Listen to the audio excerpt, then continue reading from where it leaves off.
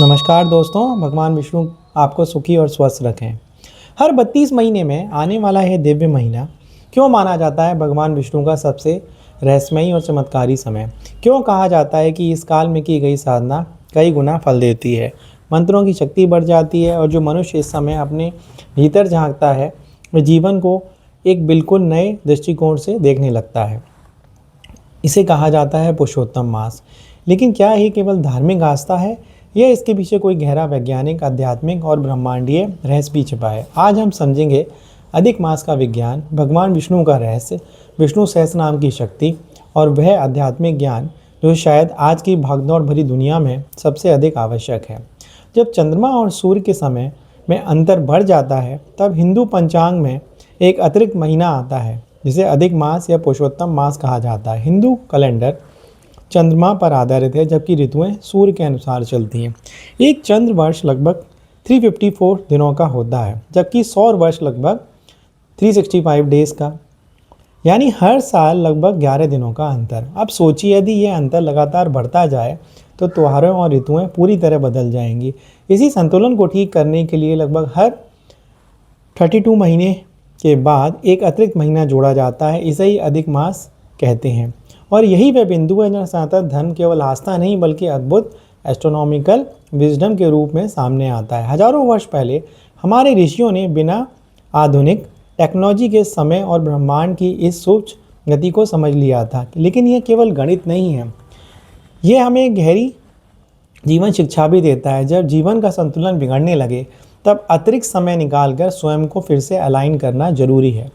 आज इंसान लगातार भाग रहा है, काम, पैसा, तनाव, कंपैरिजन, सोशल मीडिया, और धीरे धीरे उसका मन थकने लगता है। जैसे मोबाइल लगातार चलाने पर हैंग होने लगता है और उसे रीस्टार्ट की आवश्यकता पड़ती है, वैसे ही मनुष्य की चेतना को भी कभी कभी स्पिरिचुअल रीसेट चाहिए। और शायद इसी कारण अधिक मास को आत्मा के विश्राम और शुद्धि का समय माना गया। इसे पुरुषोत्तम मास क्यों कहा जाता है? पुराणों में कथा आती है कि अतिरिक्त महीना स्वयं को तुच्छ और अपमानित महसूस करता था क्योंकि किसी देवता का नाम इससे जुड़ा नहीं था। तब भगवान श्री कृष्ण ने इसे अपना नाम दिया और कहा, तुम अब पुरुषोत्तम मास कहलाओगे। पुरुषोत्तम का अर्थ है सबसे श्रेष्ठ चेतना। यह वह अवस्था जहाँ मनुष्य केवल शरीर और अहंकार तक सीमित नहीं रहता। इसलिए यह महीना केवल पूजा पाठ का समय नहीं बल्कि आत्मा को ऊंचा उठाने का अवसर माना गया। पुरुषोत्तम मास या अधिक मास वह दिव्य समय जब भगवान विष्णु सबसे निकट माने जाते हैं। सनातन धर्म में पुरुषोत्तम मास को अत्यंत पवित्र माना गया है। यह केवल एक अतिरिक्त महीना नहीं बल्कि एक ऐसा दिव्य काल है जहाँ साधना का फल कई गुना बढ़ जाता है। इसीलिए ऋषियों ने कहा, जो साधना सामान्य दिनों में वर्षों में फल देती है वह पुरुषोत्तम मास में शीघ्र फलित होती है। इस महीने का संबंध विशेष रूप से भगवान विष्णु से माना जाता है क्योंकि जब इस मास का कोई स्थान नहीं मिला तब स्वयं भगवान विष्णु ने इसे अपना स्वरूप देकर पुरुषोत्तम मास बना दिया।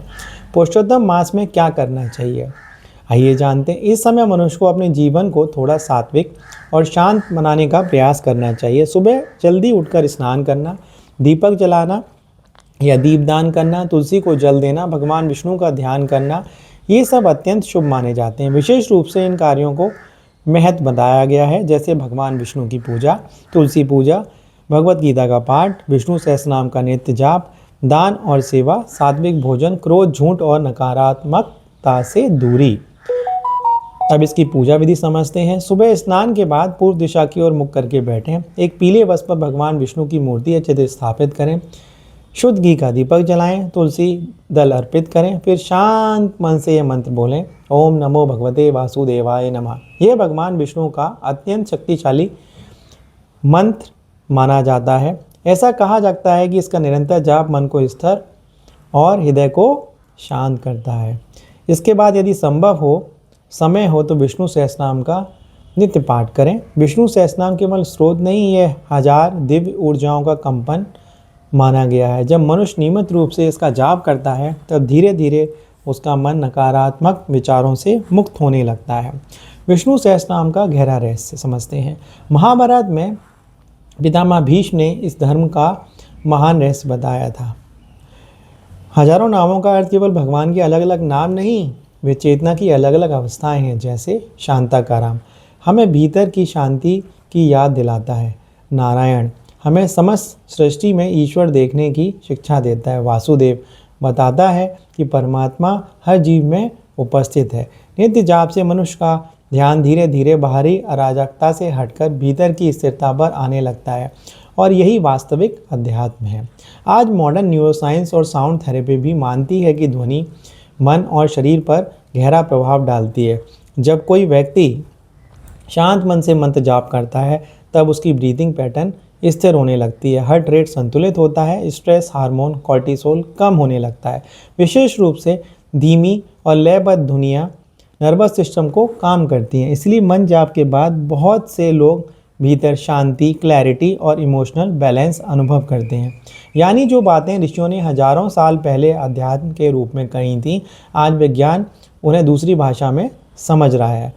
पुरुषोत्तम मास में दान का महत्व समझते हैं। इस महीने में भोजन दान, वस्त्र दान, गौ सेवा और ज़रूरतमंदों की सहायता को विशेष पुण्यदायी कहा जाता है। लेकिन धर्म केवल बाहरी दान तक सीमित नहीं है। यदि कोई व्यक्ति अपने क्रोध का त्याग करे, कटु वचन बोलना कम करे, माता पिता का सम्मान करे, किसी दुखी व्यक्ति को सहारा दे, तो यह भी महान आध्यात्मिक साधना मानी जाती है।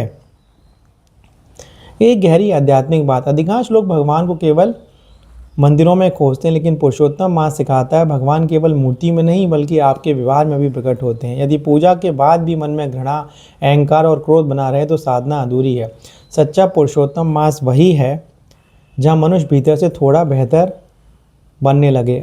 अधिक मास कैलेंडर का एक्स्ट्रा मंथ नहीं है, यह आत्मा का इन्विटेशन है। आज की दुनिया में अधिकांश लोग बाहर से सफल दिखते हैं लेकिन भीतर से टूटे हुए हैं। पैसा है लेकिन शांति नहीं, सोशल मीडिया पर मुस्कान है लेकिन मन में एंजाइटी है। पुरुषोत्तम मास हमें याद दिलाता है कि जीवन केवल भागदौड़ नहीं है, कभी कभी रुककर अपने भीतर लौटना भी आवश्यक है। पेड़ भी पतझड़ में विश्राम लेते हैं, प्रकृति भी अपने साइकिल में पॉज बनाती है, मनुष्य को भी इनर पॉज चाहिए। शायद इसी कारण ये महीना केवल धार्मिक परंपरा नहीं बल्कि गहरी साइकोलॉजिकल और स्पिरिचुअल विजडम माना जाता है। और अंत में ब्रह्मांड मानो धीरे से हमसे कहता है, तुम मशीन नहीं हो, तुम चेतना हो, अपने भीतर लौटो। और शायद इसी कारण इसे पुरुषोत्तम कहा गया, क्योंकि यह इंसान को उसके सबसे श्रेष्ठ स्वरूप की ओर ले जाने का समय है। जय श्री कृष्णा। अच्छा लगा हो तो कमेंट में जय श्री कृष्णा लिखिएगा।